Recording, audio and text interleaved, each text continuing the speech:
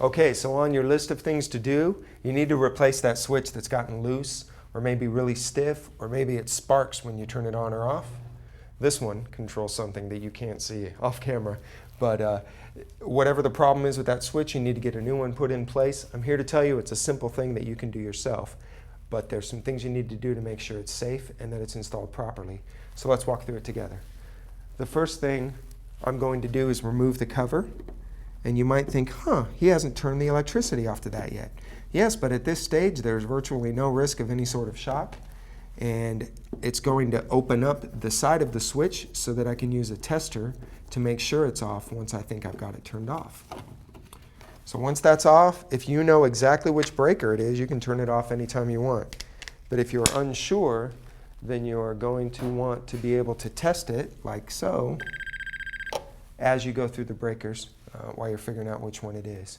Now in this case, we know which one it is, and we can magically turn the power off just like this. Okay, ready, go. Okay, good. As you can see, no power. Now you do understand it just did it. Volt ticks sometimes just from impact will make a secondary noise. Now it's oh, there, good, it did it. I thought it was going to make me look stupid, more stupid than normal. But occasionally they'll make a secondary noise, but don't worry about that. It's the constant sound that's problematic. So pay attention for that. Now, really all that's left is to pull that switch out and get it swapped. I am using a power tool to get these screws out, but I never use a power tool on a wiring screw or anything of that nature. It's really only mounting screws that I might ever do that with. And if I'm going to use the power tool to reinsert the screws, I stop a couple threads before it's tight to make sure I don't over tighten it and strip out the hole or strip out the face of the screw. So now it's loose. We've got the basics of it. The neutral wire here, the white wire, is just jumped straight across to go straight from the incoming power supply up to the fixture this controls. The ground is also piggybacked right here to go up to the fixture it controls, and it exits a special kind of wire nut to go to the switch. It's only the hot that gets interrupted by the switch. So all we need to do is disconnect this ground and the two hots, get them in the same location on the new switch, and we should be good to go. Now, here's a question for you. Does it matter which screw the hots go to?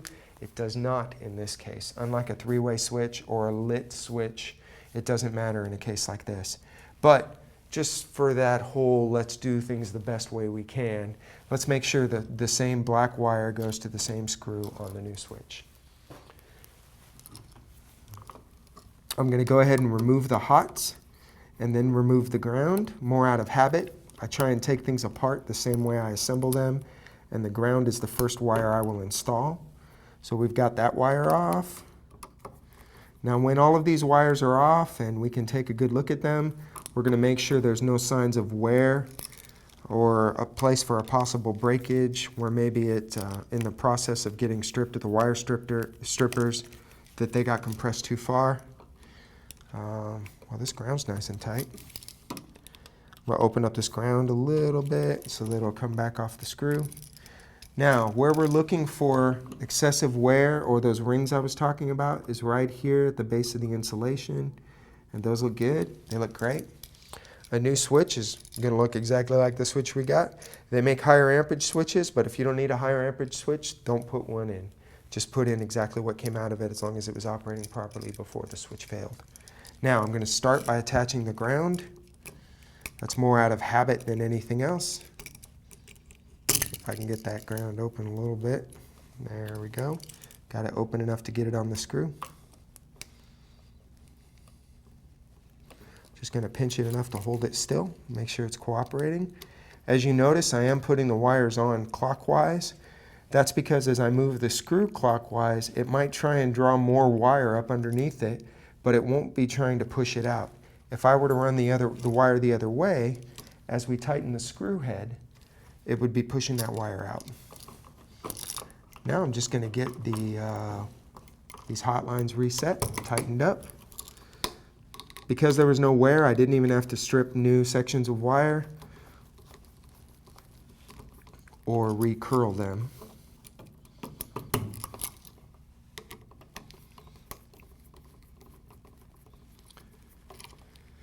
Now, we're in a good position here. We're ready to get it loaded back into the box. Get it screwed back into location. Fire it up and make sure it's working properly. You'd be surprised how much wire you could tuck in a box, so don't be shy. Now, I'm going to get these screws started to make sure they're not cross-threaded. Then I'm going to use my screw gun to get them driven the rest of the way. And then the final couple turns I'll do by hand. Just twisting it to kind of get it flat. And here we go.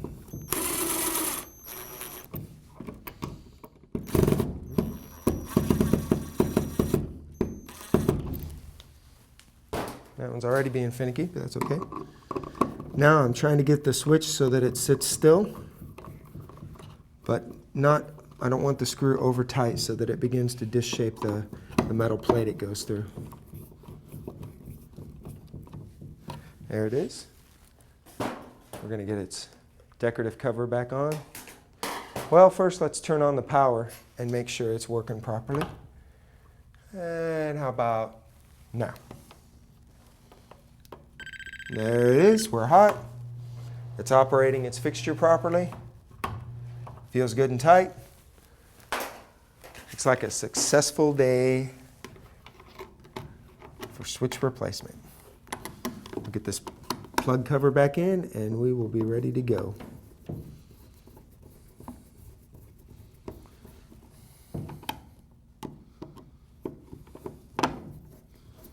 There we go.